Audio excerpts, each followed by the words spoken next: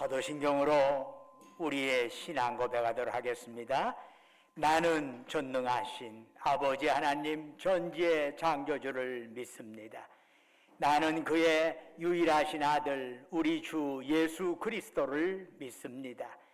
그는 성령으로 잉태되어 동정녀 마리아에게서 나시고 본디오 빌라도에게 고난을 받아 십자가에 못 박혀 죽으시고 장사된 지 사흘 만에 죽은 자 가운데서 다시 살아나셨으며 하늘에 오르시어 전능하신 아버지 하나님 우편에 앉아 계시다가 거기로부터 살아있는 자와 죽은 자를 심판하러 오십니다. 나는 성령을 믿으며 거룩한 공교회와 성도의 교제와 죄를 용서받는 것과 몸의 부활과 영생을 믿습니다. 아멘. 자리에 앉으셔서 찬송가 36장 부르시겠습니다.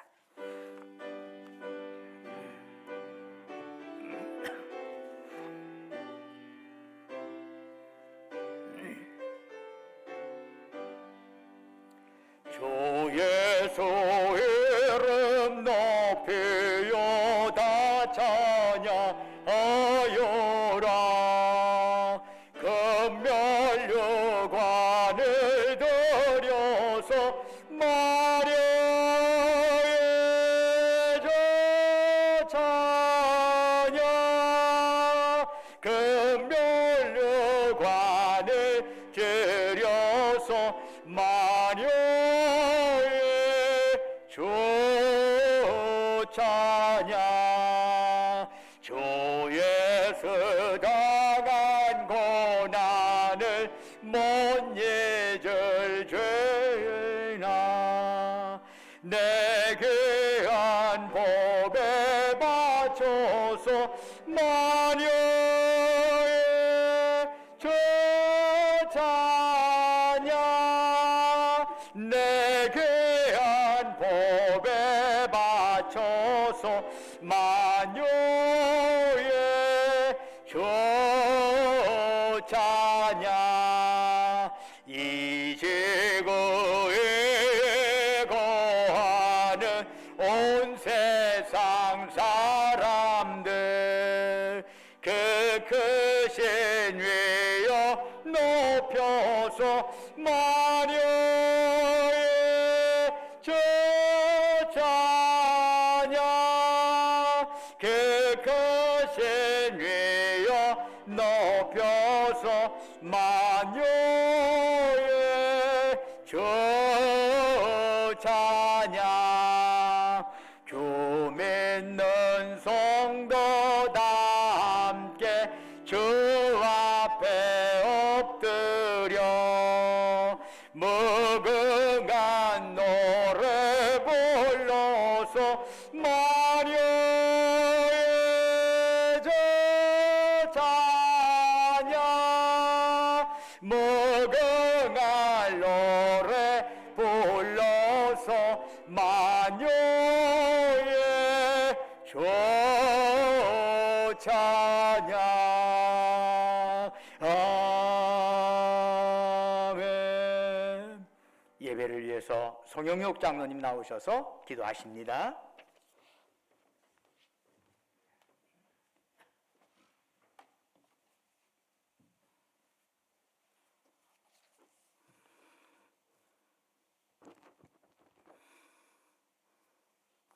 사랑이 충만하시고 은혜가 풍성하신 주님, 지난 한 주간의 삶을 인도하시고 하나님의 은혜를 힘입어 저희를 복된 주의 제단에 모이게 하시니 감사합니다. 거룩하신 주님의 보좌 앞에 신령과 진정한 마음으로 예배 드리오니 이 시간 풍성한 은혜를 허락하여 주옵소서. 세상의 근심과 걱정 모든 것을 내려놓고 주님과 하나 되고 영의 눈과 귀를 열어 주의 영광을 보는 복된 예배의 시간 되게 하옵소서. 저희를 사랑하시고 긍휼을 베푸시는 주님, 저희를 위하여 목숨까지도 버리신 그 사랑을 잊고 우리의 생각대로 살아온 삶을 용서하여 주옵소서. 주님의 놀라운 축복을 받았음에도 불구하고 이전의 나쁜 습관과 태도를 버리지 못한 채 여전히 주님의 은혜와 사랑을 잊고 사단의 유혹에 넘어져 이중적인 삶을 살고 있는 저희를 이 시간 예수님의 보혈의 피로 깨끗하게 씻어주시기를 간절히 원하옵니다. 주님 용서하여 주옵소서. 같은 죄를 반복하여 짓지 않도록 늘 성령 충만함을 허락하여 주옵소서. 내가 거룩하니 너희도 거룩하라고 말씀하신 주님, 하나님의 자녀된 자로서 우리들이 서 있는 곳이 어디든지 늘 거룩하여 주님만 높이게 하옵소서. 주님, 이 나라를 위하여 기도합니다. 이 땅에서 세계 속의 대한민국의 유상이 높아진 것도 주님의 은혜요, 기술과 문화에서 세계 속의 중심에 서게 하신 것도 축복이요 복음 받은 것이라 믿습니다. 지금까지 축복하여 주셨듯이 앞으로도 주님의 나라와 영광을 위하여 감당할 수 있는 나라 되게 하옵소서. 하늘 문을 여시고 은혜의 소낙비, 의의 빗줄기를 이 땅 가득 부어주셔서 힘써 여호와를 알고 섬기는 거룩한 백성들이 가득한 나라, 복음을 땅끝까지 전하는 제사장 나라가 되게 하옵소서. 5월 10일 새로운 출발점에 선 대한민국을 주님께 올려드립니다. 선출된 20대 대통령과 유정자들이 국민의 위임을 받은 자로서 겸손함을 잃지 않고 진정성 있는 통합과 화합으로 국정을 운영하게 하옵소서. 이념과 세대, 성별과 계층, 지역으로 나뉘어진 갈등과 불신을 종식시키고 국민을 하나로 이끌며 오직 나라를 살리고 국민을 섬기는데 온 마음과 힘을 기울이게 하소서. 성경적 진리를 무너뜨리고 국가의 창례를 위협하는 법안들이 모두 폐기되게 하시고 오직 하나님의 창조 질서를 따르는 바른 법안만이 바르되고 제정되도록 친히 주정하여 주옵소서. 그 등불이 되신 주님, 이 땅을 주님께서 사랑하셔서 필요한 곳마다 교회를 세워주셨사오니 모든 교회들이 주님의 사랑과 주님의 형상을 잘 드러낼 수 있는 교회들이 되게 하여 주옵소서. 이제는 예배가 회복되어 교회마다 찬송이 넘쳐나게 하시고 다시 한번 구원의 방주로서 사명을 감당함에 부족함이 없도록 축복하여 주옵소서. 저희 교회가 그 중심에 서서 넉넉함을 감당함에 부족함이 없도록 모든 것 채워 주옵소서. 항상 진리의 말씀과 은혜가 충만한 교회 되게 하옵소서. 주님, 오늘은 어린이 주일입니다. 보라, 자식들은 여호와의 기업이요 태의 열매는 그의 상급이로다 하셨으니 오늘의 예배가 다음 세대 자녀들을 위해 기도하는 축복의 예배가 되도록 인도하옵소서. 그동안 코로나로 인하여 많은 어린이들이 교회를 떠나 세상 속에서 방황하고 있습니다. 떠났던 생명들이 돌아오고 복음을 몰랐던 어린이들에게 복음이 전해져 주일 학교가 부흥되게 하옵소서. 이를 위해 신앙의 교육을 감당하고 있는 모든 교사에게 함께 하셔서 순박한 어린 심령 속에 주님의 형상을 닮아갈 수 있는 교육을 잘 시킬 수 있도록 지혜를 주옵소서. 어린 심령들에게 믿음을 심어주는 귀한 사명을 깨달아 충성을 다할 수 있는 교사들이 되게 하여 주옵소서. 또한 자녀들이 세상 가치관을 따라 살기보다는 하나님 나라의 확장과 영광을 위해 존귀하게 쓰임받을 수 있도록 기도하는 부모들 되게 하옵소서. 주님, 교회의 여러 모양으로 힘들어하고 고통받는 성도들이 있습니다. 아버지, 이들의 간구와 기도를 들으시고 응답하여 주옵소서. 몸에서 질병이 떠나가게 하시고 맡겼던 문제들이 해결받고 감사와 찬양이 넘쳐나게 하옵소서. 모든 성도의 가정과 일터를 축복하셔서 교회와 하나님 나라를 위하여 더욱 매진할 수 있도록 축복하여 주옵소서. 이 시간 단위에 말씀 들고 서신 목사님을 위해서 기도하오니 말씀을 전하시는 목사님께 성령의 능력으로 인도하여 주옵소서. 오늘 말씀을 통해서 저희의 영이 어린 아이와 같이 깨끗함을 없는 복된 시간 되게 하옵소서. 또한 몸든 교회와 신령한 예배를 위해 수고하고 헌신하는 모든 심령들 위해 크신 은혜로 축복하여 주실 줄 믿습니다. 성령님의 임재가 마치는 시간까지 함께 하시기를 바라오며 예수님 이름으로 기도합니다. 아멘.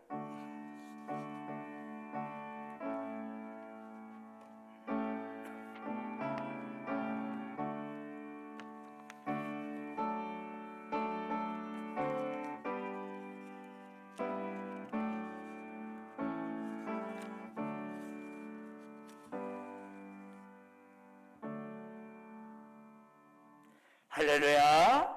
우리 좌우에 있는 형제자매들 향해서 사랑의 인사 나누겠습니다. 주님의 이름으로 사랑합니다.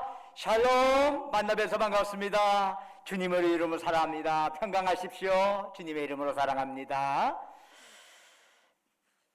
교회 소식 전해드리겠습니다. 오늘은 부활절 셋째 주일이자 총회가 제정한 어린이 청소년 주일이기도 합니다. 올 가정의 달을 맞이해서 참 서로가 서로에 대한 자기 가정에 대해서 서로를 살펴보고 자기 자신을 살펴보는 귀한 계기가 되었으면 좋겠습니다. 여러분 각 구역장님들은 2022년도 구역별 신방 일정표에 자기 구역이 어느 지역에 어느 시간에 했으면 좋겠다 하는 걸 일정을 꼭 적어주셔야 합니다.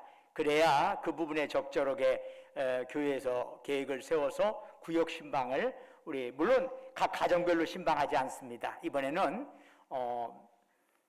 교회 로뎀나무실에서 각 구역별 구성원들이 함께 모여서 물론 그 시간은 여러분들이 우리 각 구역원들이 알아서 책정하면 교회는 거기에 맞춰서 참여할까 합니다.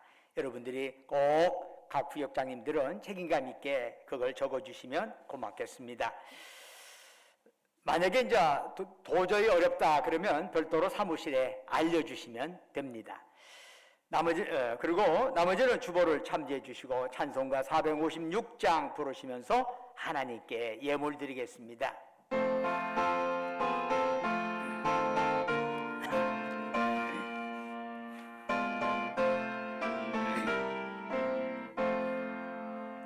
거친 세상에서 실패하거든 그 손 못 자국만 줘라. 고된 일 하다가 입을 얻으리 그 손 못 자국만 줘라. 그 손 못 자국만 줘라. 그 손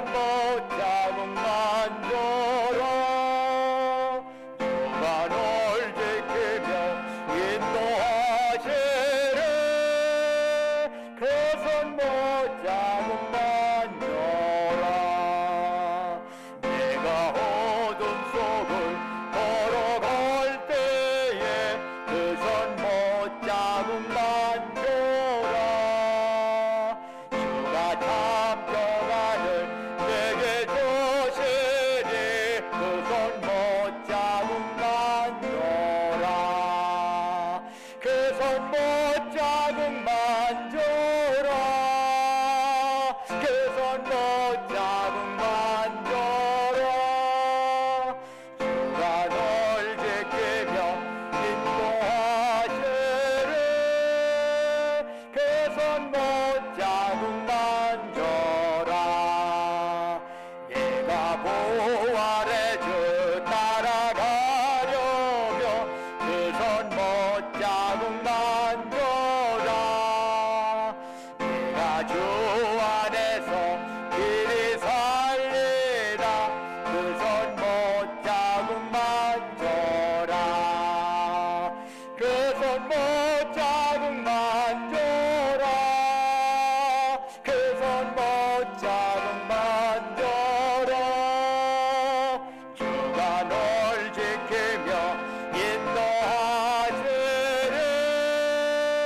그 손 못 자국만 줘라.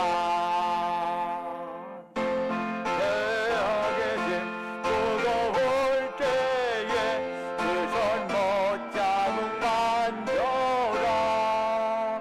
마음 문 열고서 주를 모셔라. 그 손 못 자국만 줘라. 그 손 못 자국만 줘라. 그 손 못 자국만 줘라. 주가 널 지키며 인도하시리. 그 손 못 자국만 줘라. 아멘. 은혜와 사랑이 충만하신 아버지 하나님, 거룩한 성의를 저희들에게 허락하시고 이 시간 주의 전에 나와서 이처럼 주님 앞에 예배드릴 수 있도록 저희들의 몸과 마음을 이곳으로 지금까지 보살피시고 인도하신 주님, 이 시간 저희들 주님을 낭망하면서 우리의 마음 뜻 정성 힘 다하여 주께 예배드리오니 이 시간 오직 주님만이 우리가 드리는 찬양 영광 홀로 받으시옵소서. 아버지 하나님, 참으로 저희들은 이 예배가 하늘에는 영광이요 예배들은 우리 모두에게 은혜와 기쁨 충만한 시간이 되기를 원합니다. 사탄마귀 틈타지 못하게 하시고 오직 주의 성령만이 우리의 심령을 충만케 하셔서 아버지 하나님, 저희들이 드리는 예배가 하늘에는 영광이요 예배들은 우리 모두에게 은혜와 기쁨 넘치는 자리가 되게 하옵소서. 지난 한 주간도 주님의 은혜 안에 살게 하시고 오늘 거룩한 성일 맞이하여 주 앞에 나올 때 우리의 정성을 담아 소중한 물질을 주께 바치게 하심 감사드립니다. 주를 향한 이게 정성 다하여 바친 그들에게 주님 그 예물 받으시고 하늘문을 여셔 그들에게 큰 복 내려 주옵소서. 11조로 주께 바칩니다. 범사에 감사해서 범사감사헌금 드립니다. 우리의 삶의 여정 곳곳에 하나님의 손길 기어가면서 각가지 제목으로 특별감사헌금 드립니다. 매주마다 주님과 약조했던 주정헌금 바칩니다. 너희는 땅끝까지 가서 내 증인 되어라 주의 말씀 가슴에 새기면서 해외 선교헌금, 국내 선교헌금 드리옵니다. 우리 주변의 어려운 이웃들을 생각하면서 긍휼의 마음 담아 사랑 나눔 헌금 바칩니다. 그 밖에 각자의 처지와 형편에 따라 아버지 하나님께 서원하며 간구하며 예물 드리오니 그들의 기도에 제목제목 주여 귀 기울여 주시고 응답하여 주시기를 간절히 바라고 원합니다. 우리 전주신과 함께를 지금까지 보살피시고 인도해 주신 것 다 하나님의 은혜인 줄로 믿고 감사를 드립니다. 새롭게 여러 정치적으로 여러 사회적으로 최근에 2, 3년 동안에 새로운 변화가 이루어져 가고 있습니다. 우리 전주신광교회가 여기에 잘 적절히 적응하여서 아버지 하나님 복음을 전하는 역할을 더욱 축소하지 아니하고 더욱 확대되어서 참으로 하나님 나라의 참 방주로서의 역할을 제대로 감당하도록 인도하여 주옵소서. 이를 위해 또한 우리 교회 여러 시설의 노후화를 안타까이 여기면서 주님 앞에 시설헌금 목적하는 헌금으로 하는 자들에게도 동일한 은혜로 더하여 주옵소서. 그 밖에 꽃으로 목소리로 몸으로 여러 형태로 이름도 없이 빛도 없이 헌신하고 헌물하는 저들을 기억하여 주옵시고 그들의 섬김 받으시고 하늘 상급으로 가득 채워 주옵소서. 아버지 하나님, 원하옵건대 이 예불 쓰이는 곳곳마다 복음의 역사만 나타나게 하시고 주님 영광만 크게 드러나게 하옵소서. 원컨대 우리가 이 땅에 살아가는 동안에 물질이 없어 어려움 당하지 않게 하옵소서. 행여 물질로 인하여 교만하지도 않게 하옵소서. 주신 물질, 생명, 건강, 은사, 시간 가지고 주께서 우리 영혼 오라 부르시는 그날까지 하나님께 죽도록 충성하며 이웃을 섬기며 나누며 살아가게 하옵소서. 주 예수 그리스도 이름으로 간절히 기도드립니다. 아멘. 오늘 우리에게 주시는 하나님의 말씀은 요한복음 20장 24절에서 29절까지의 말씀이 되겠습니다. 신약성경 183쪽입니다. 20장 24절에서 29절까지 저와 여러분이 한 절씩 교독하도록 하겠습니다. 12제자 중에 하나로서 디두모라 불리는 도마는 예수께서 오셨을 때 함께 있지 아니한지라.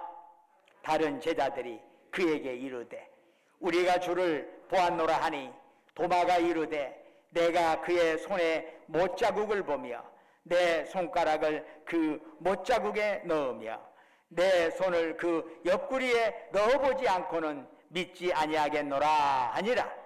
여드레를 지나서 제자들이 다시 집 안에 있을 때에 도마도 함께 있고 문들이 닫혔는데 예수께서 오사 가운데 서서 이르시되 너희에게 평강이 있을지어다 하시고 도마에게 이르시되 네 손가락을 내밀어 내 손을 보고 네 손을 내밀어 내 옆구리에 넣어보라. 그리하여 믿음 없는 자가 되지 말고 믿는 자가 되라. 도마가 대답하여 이르되 나의 주님이시요 나의 하나님이시니이다. 예수께서 이르시되 너는 나를 본고로 믿느냐? 보지 못하고 믿는 자들은 복되도다 하시니라. 아멘. 오늘 예배에 참여한 여러분 모두에게 하나님의 놀라운 평강과 축복이 함께하기를 주님의 이름으로 축원합니다.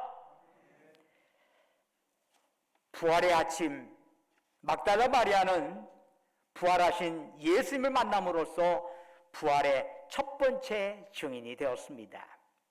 베드로와 요한은 막달라 마리아로부터 주님이 부활하셨다는 소식을 듣고 예수님 무덤까지 힘차게 달려왔지만 빈 무덤만 확인하고 그냥 집으로 돌아갔습니다. 제자들은 예수님의 부활의 소식을 여기저기서 들었지만은 다락방 문들을 꼭 걸어 잠근 채 그 안에서 두려움에 떨고 있었습니다. 그런데 주님이 부활하신 그날 저녁 두려움에 떠는 제자들을 예수님께서 찾아오셨습니다. 주님께서는 두려움에 떠는 제자들을 향하여 먼저 평강을 부어주셨습니다. 너희에게 평강이 있을지어다. 또한 주님이 십자가를 지실 때 배신하고 예수님 부활을 믿지 못하던 그들을 주님께서는 여전히 믿어주시고 제자로 받아주셨습니다. 아버지께서 나를 보내신 것 같이 나도 너희를 보내노라.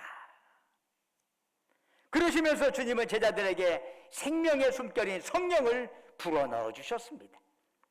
이제 오늘 본문은 이렇게 시작합니다. 12제자 중에 하나로서 디두모라 불리는 도마는 예수께서 오셨을 때 함께 있지 아니한지라. 여기서 디두모라고 하는 것은 쌍둥이라는 의미를 가지고 있어요. 도마가 쌍둥이로 태어난 두 명 중에 한 명이었는지 아니면은 그 12제자 중에서 어떤 도마와 어떤 쌍둥이인 사람이 있었는지는 알 수가 없습니다. 어떻든 도마는 부활하신 예수님께서 제자들을 찾아오셨을 때 어떤 영문인지는 몰라도 그 자리에 없었습니다. 후에 도마가 돌아왔을 때 제자들은 도마에게 우리가 주님을 보았다 크게 소리쳤습니다. 그러나 도마는 도무지 그 말을 믿으려 하지 않았습니다. 그런 일이 있고 나서 8일째 되는 날 도마는 드디어 부활하신 주님을 만나게 됩니다. 그러면서 도마는 예수님을 향해 외치지요. 나의 주님이시요 나의 하나님이시니이다. 우리는 오늘 본문에 나오는 도마의 이러한 변화를 따라가면서 신앙이라고 하는 게 단번에 완성되는 것이 아니라 한 단계, 한 과정, 거쳐가면서 성숙해져 가는 것임을 다시 한번 살펴보고자 합니다. 신앙의 첫 번째 단계는 어떤 희생적인 섬김을 보고 교회에 나오는 것입니다. 도마는 대단히 합리적인 사람입니다. 상식적으로 봐도 도마의 주장은 일리가 있습니다. 생각해 보십시오. 이미 예수님께서 숨을 거두셨고 그 시신은 무덤에 안치되었어요. 숨 멈췄다가 조금 있다가 잠이 살아난 게 아니라 이미 무덤 속에 사흘째 안치된 상황입니다. 그런 상황에서 주님이 다시 살아난다? 꿈도 못 꿀 일입니다. 그런데 도마는 요한복음 20장 25절에서 이렇게 말하네요. 내가 그의 손에 못자국을 보며 그 손가락을 그 못자국에 넣으며 내 손을 그 옆구리에 넣어보지 않고는 믿지 아니하겠노라. 어떤 면에 있어서는 너무나 당연한 말을 도마가 했다고 생각합니다. 아마 대다수의 사람들이 이런 일을 당했다면 도마와 같은 말을 하지 않았을까요?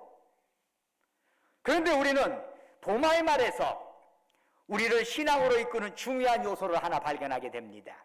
그것은 예수 부활의 증거로 도마가 요구한 것이 뭐냐? 바로 고난의 흔적이었다는 것입니다. 고난의 흔적. 또한 예수님께서 부활의 증거로 도마에게 보여주셨던 것 역시 고난의 상처였습니다. 바로 이것이 오늘날 교회가 주님을 믿지 않는 세상에 보여주어야 할 증거라 할 수 있습니다.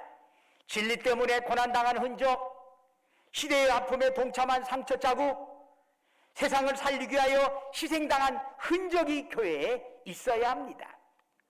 그러나 오늘날 교회는 이러한 흔적과 자국을 제대로 보여주지 못하고 있는 것이 현실입니다. 오히려 교회가 세상을 향하여 보여주는 것이라고 하는 것은 집단화된 이기심, 거대한 야망, 세속화된 성공주의라는 생각이 듭니다. 그러나 예수 믿어 나 이렇게 성공했어, 예수 믿어 나 이렇게 출세했어 라는 말은 예수님께서 보여주셨던 부활의 증거는 아닙니다.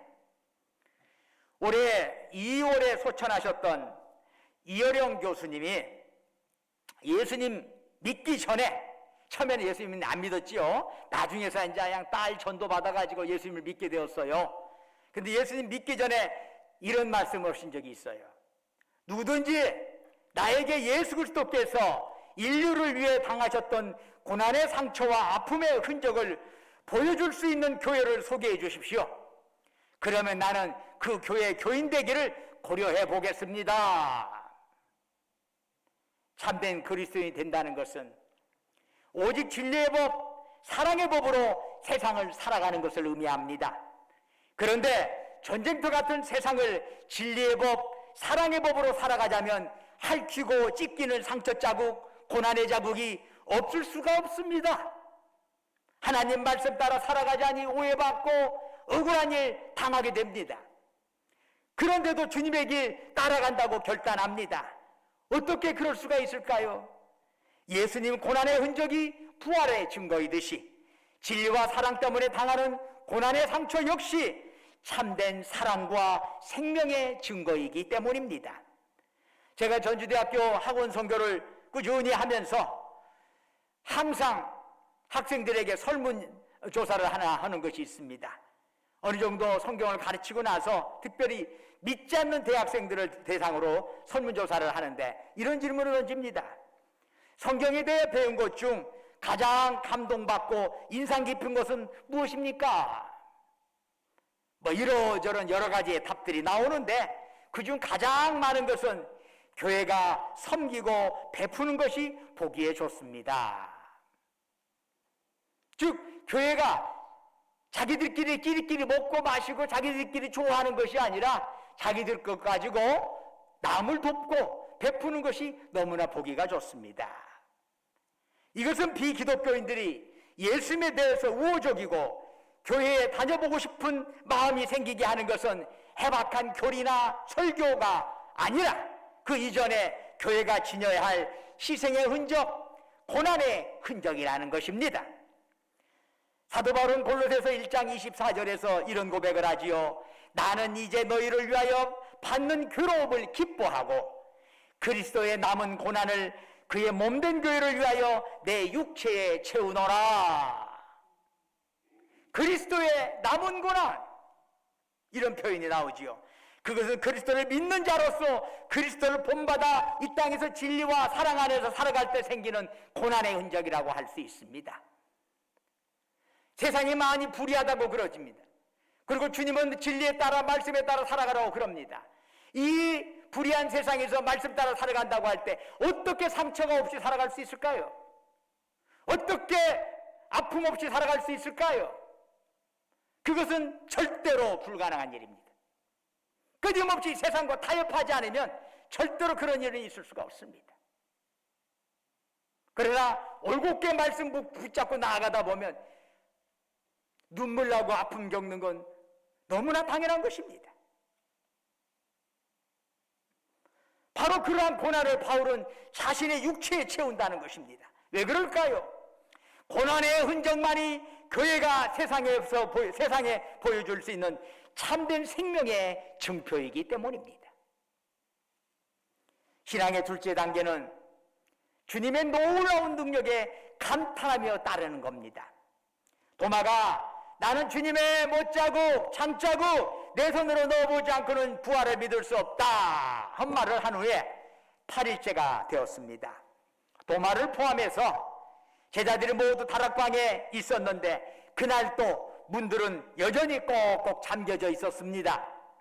그런데 8일 전에도 그러했듯이 예수님께서는 아무도 문 열어주지 않는 방 한가운데 갑자기 나타나셨습니다.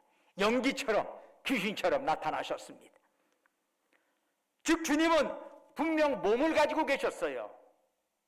그러나 시간과 공간을 초월하여 그 방에 나타나신 것입니다. 성경은 이것을 영체라는 표현을 써요. 스피리추얼 바디 해가지고 영적인 몸이라는 표현을 써요. 그래서 분명히 우리 육체는 시간과 공간의 제한을 받을 수밖에 없어요. 그런데 우리 예수님께 가지고 있는 육체는 만질 수 있고 확인할 수 있음에도 불구하고 시간과 공간을 얼마든지 초월하시는 그러한 형태의 몸으로 변화되는 것을 보게 됩니다. 물론 우리도 부활할 때는 그러한 몸을 갖는다고 성경은 말씀하고 있습니다. 자, 예수님께서 이제 도마를 포함하여 제자들이 다 모여있는 그 상황에서 다 나타나셔서 너희에게 평강이 있을지어다 축복하셨습니다. 그리고 곧장 도마에게 말씀하셨습니다. 네 손가락을 이리 내밀어 내 손을 보고 네 손을 내밀어 내 옆구리에 넣어보라. 그리하여 믿음 없는 자가 되지 말고 믿는 자가 되라. 예수님이 부활하셨다는 말을 제자들부터 들었을 때 도마는 부활의 증거로 예수님의 못자국, 창자국을 제시했습니다. 도마가 그 말을 할 때는 그곳에 예수님께서 계시지 않았습니다. 그런데도 예수님께서는 도마가 무슨 말을 하였는지 이미 다 알고 계신 것입니다. 주님께서는 도마가 원하는 대로 도마의 눈앞에 당신의 몸에 생긴 못자국, 창자국을 보여주시면서 도마로 하여금 손가락을 넣어 확인토록 하셨습니다. 그래서 도마가 손가락을 주님의 상처 자국에 넣어 보았습니까? 아닙니다. 도마는 그 상황에 접하면서 그냥 놀라운 고백을 하고 맙니다. 요한복음 20장 28절은 이렇게 증거하지요. 도마가 대답하여 이르되 나의 주님이시여 나의 하나님이시니이다. 한글 성경에는 이렇게 서술형으로 번역되었지만 원문은 감탄형으로 기록되어 있습니다. 도마는 예수님의 상처 자국을 보는 순간 감탄하고 말았어요. 아, 나의 주님, 나의 하나님. 그 외에는 말이 없어. 자신의 모든 언행을 이미 다 알고 계시는 예수님을 도마는 나의 하나님 이렇게 고백했습니다. 복음서를 쭉 살펴보면은 예수님을 직접 하나님이라고 고백한 제자는 도마뿐이었습니다. 주님의 부활을 경험하면서 도마의 신앙은 인간적인 판단이나 인간적인 이성이나 분별력을 훨씬 뛰어넘는 또 다른 영역으로 들어가게 된 것입니다.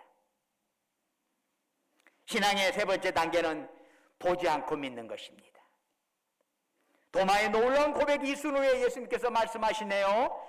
너는 나를 본 거로 믿느냐? 보지 못하고 믿는 자들은 복되도다.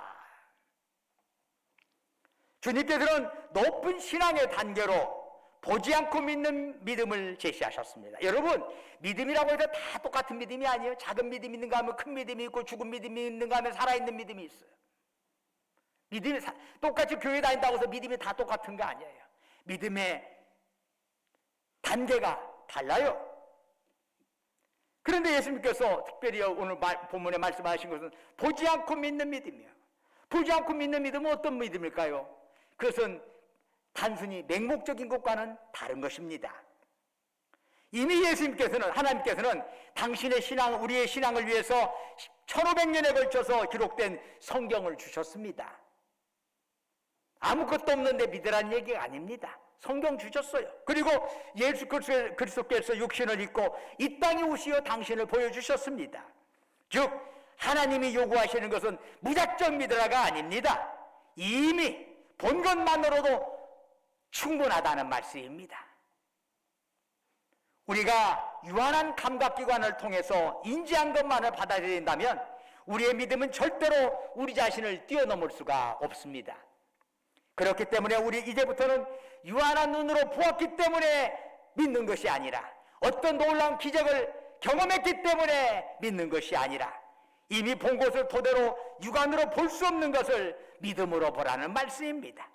우리는 눈으로, 손으로 주님을 확인할 수는 없어도 주님께서 주신 그 말씀, 주님이 주신 그 약속을, 그리고 우리 안에 임하신 성령의 도움으로 아멘 하면서 우리는 신앙생활을 할 수가 있는 것입니다.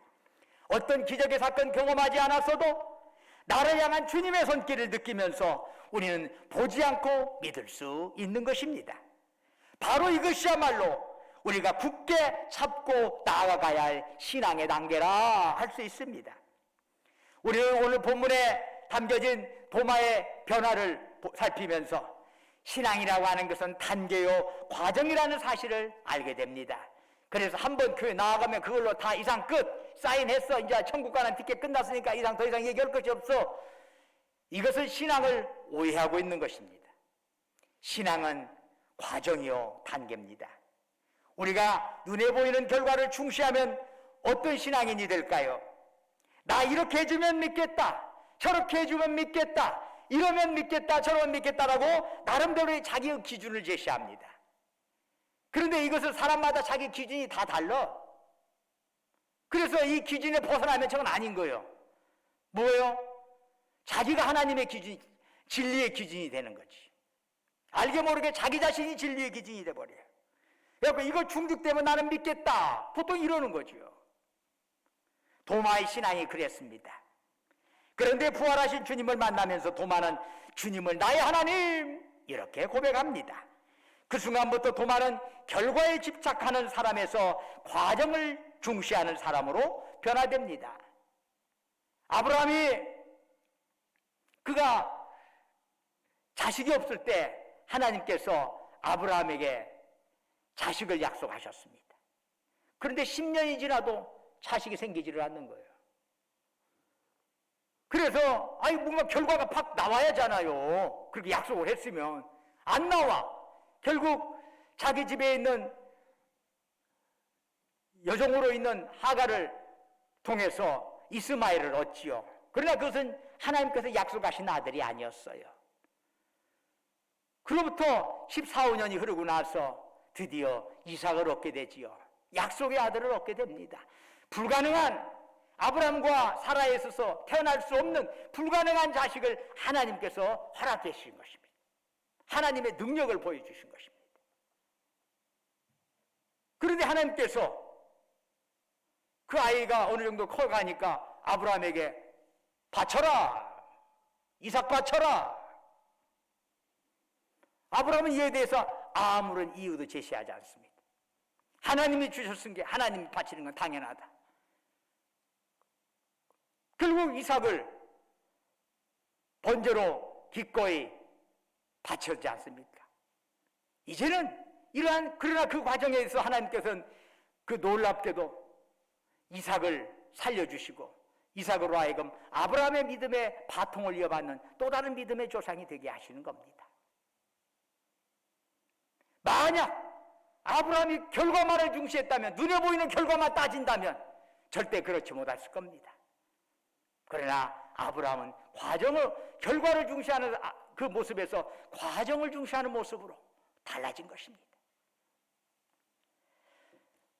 우리가 가지고 있는 성경 66권이 있는데 이 66권 말고 다른 것들이 좀 있습니다. 66권에 들어오진 못하지만 읽어서 매우 도움이 되는 책자들이 있습니다. 그런 것들 외경이라고 그럽니다. 신약의 외경 중에서 도마행전이 있습니다. 이 도마행전을 보면은 도마는 주후 52년경부터 남인도 지역에서 복음을 전하였습니다. 약 25년 동안.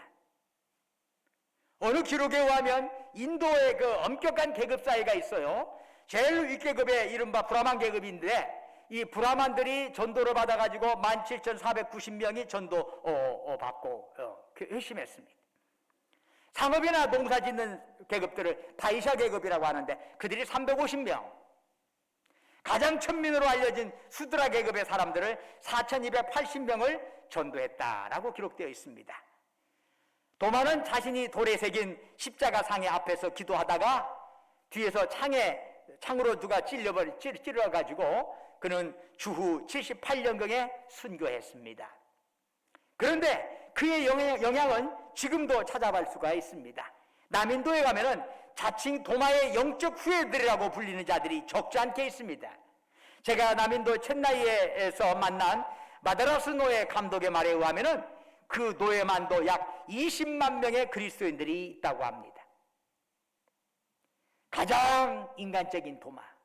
어떤 면에 있어서 의심 많은 도마라고 닉네임을 딱 붙었지만은 그가 예수님 만나 변화되면서 누구도 참 복음 전하기 힘들었던 힌두교의 왕국 속에 들어가가지고 그 속에서 복음을 전하고 새로운 역사를 써나간 것 아니겠습니까? 사랑하는 여러분, 오늘은 총회가 제정한 어린이 청소년 주일입니다. 여러분의 자녀는 안녕하신가요? 여러분의 자녀는 지금 어떤 방향으로 나아가고 있습니까? 진리의 바른 과정을 걸어갑니까? 아니면은 곧 사그라질 세상의 물거품 속에 푹 빠져 있습니까? 훗날 여러분의 자녀가 어떤 모습이 될지 여러분 알고 싶습니까? 그렇다면 당장 진리의 거울 앞에 여러분 자신의 모습을 비춰보면 됩니다. 여러분의 지금 그 모습이 사랑하는 자녀의 미래의 모습일 확률이 되게 높기 때문입니다. 자녀들은 성장하면서 부모님의 영향을 많이 받게 됩니다. 물론 부모님의 긍정적인 모습도 받고 부정적인 모습도 받습니다. 그럴 때마다 부모님의 저런 모습은 난 닮지 말아야지 이렇게 결심하기도 합니다. 그런데 살다 보면 그 자녀는 부모의 긍정적인 모습뿐만 아니라 부정적인 모습과도 닮아있는 자신을 발견하고는 소스라치게 놀라게 됩니다. 내 안에 엄마가 있고 내가 싫어했던 아버지의 모습이 나타나는 거지요. 닮지 않으려 했으나 자신도 모르게 닮아있는 것입니다. 미워하면서 닮는다는 말이 있습니다.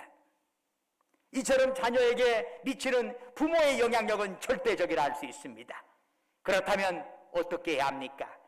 자녀를 진정 사랑한다면 상황 탓하지 말고 결과에 집착하지 말고 먼저 진리의 과정을 따르시기를 바랍니다. 사랑하는 여러분, 그렇습니다. 이제 결과는 주님께 맡기고 매 순간 주님이 주시는 말씀에 순종하시기를 축원합니다. 어떤 상황에도 상황 핑계대지 말고 진리의 삶, 생명의 삶을 매 순간 살아가시기를 축원합니다. 자녀가 잘 된다면 이것 때문에 바빠서 그거 못 하겠어, 저것 때문에 힘들어서 못 하겠어 그러겠습니까? 무슨 일이라도 자녀만 잘 된다면 할 수 있는 것이 우리 한국의 부모들의 희생정신입니다. 여러분, 신앙은 단계요 과정입니다. 어떤 상황에서도 진리 안에서 더 높은 단계를 향하여 바른 과정 추구할 때 하나님께서 그 결과 책임져 주시고 영원한 열매 결실하게 된다는 걸 믿으시기를 바랍니다. 하나님께서 우리의 모든 것 책임져 주실 것입니다. 내가 주님, 오늘 하루도 주님이 주신 하루의 선물이잖아요. 이 선물 동안 오늘 하루도 허튼 데 쓰지 아니하고 오늘 내 안에 주님을 향한 감사와 기쁨으로 오늘 또 채워가겠습니다. 그렇게 결단하고 나아가다 할 때 하나님께서 여러분의 삶을 보살펴 주실 겁니다. 주님이 준비하신 아름다운 결과를 향하여 오늘 또 우리 모두 진리의 길을 걸어가실 수 있기를 주의 이름으로 축원합니다. 기도하겠습니다. 은혜와 사랑이 충만하신 아버지 하나님, 한 번 왔다 가는 인생인데, 짧은 인생인데, 그 짧은 인생이 영생의 준비의 과정이라면 이 땅에서의 삶이 참으로 중요한 것임을 저희들이 깨닫습니다. 바라옵건대 하루하루의 삶, 신앙의 과정이요 더 업그레이드되는 단계임을 저희들이 깨닫게 되었습니다. 과거의 신앙에 꼭 묶여서 그 자리에 주저앉지 말고 어제보다는 오늘이, 오늘보다는 내일이 더 뜨거워지는 신앙의 모습으로 성장하게 하옵소서. 예수님 이름으로 기도드립니다. 아멘. 다 같이 일어나셔서 찬송가 54장 부르시겠습니다.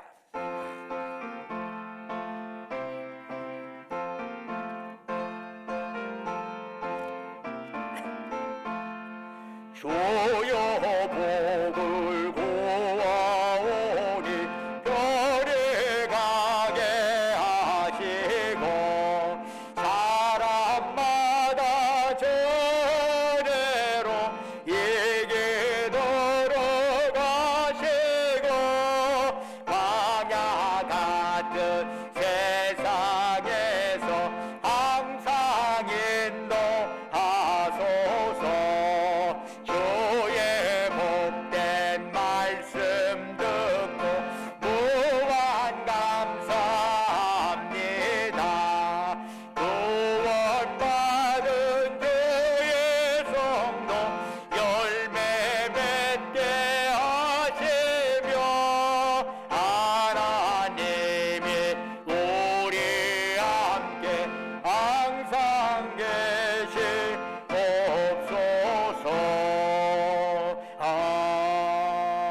아멘. 이제는 우리를 사랑하사 우리를 구원하기 위하여 하늘보자 버리시고 낮고 낮은 이 땅에 사람의 몸으로 오셔서 우리의 죄를 대속하기 위하여 십자가에 고난당하시고 죽으셨다가 사흘 만에 부활하신 우리 주 예수 그리스도의 은혜와 당신의 독생자를 이 땅에 보내주기까지 하셨던 아버지 하나님의 만극하신 사랑과 오늘도 우리 가운데 역사하셔서 우리의 연약함 강함으로 바꾸시고 우리의 부족함 충만함으로 채우시고 우리의 탄식과 좌절과 눈물을 소망과 기쁨과 감사로 바꿔주시는 성령님의 역사가 날마다 우리에게 주어지는 시간, 그 시간이 신앙의 과정이요 좀 더 높아져가는 단계임을 기억하면서 참으로 우리의 신앙, 보지 않고 믿는 믿음, 결과는 하나님께 맡기고 내게 주어지는 그 하루하루가 진리의 삶이요 생명의 삶으로 그렇게 살겠노라고 다짐만을 사랑하는 주의 백성들, 그들에 속해 있는 가정, 직장, 사업장 외지에서 공부하느라 직장 다니느라 군 복무하러 수고한 우리 아들 딸들 위해 지금부터 영원토록 함께 하시기를 간절히 축원하옵나이다. 아멘.